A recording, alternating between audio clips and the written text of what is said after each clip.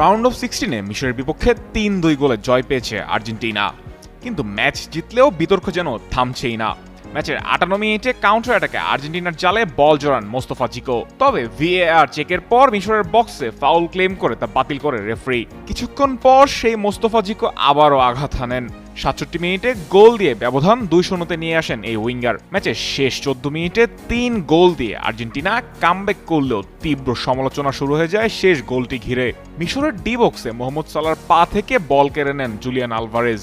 পরবর্তীতে এই বল থেকে দেয়া কাউন্টার অ্যাটাকে নিজেদের তৃতীয় এবং শেষ গোলটি করে আর্জেন্টিনা।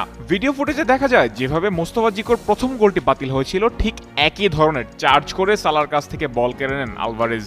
গোলের পর মিশরের কোচ, ম্যানেজমেন্টের স্টাফ ভিএআর চেক নিয়ে কথা বলতে আসলে রীতিমতো কার্ডের বন্যায় ভাসাতে থাকে রেফারি ফাজওয়া লেরিক্সিয়ার। মিশরের পেনাল্টি পাওয়ার কথা থাকলেও সেখান থেকেই আসে আর্জেন্টিনার জয়সূচক গোল। কোয়ার্টার ফাইনালের আগে এমন বিতর্কিত ম্যাচের পর তীব্র সমালোচনার মুখে পড়েছে রেফারি সহ পুরো আর্জেন্টাইন ফুটবল দল।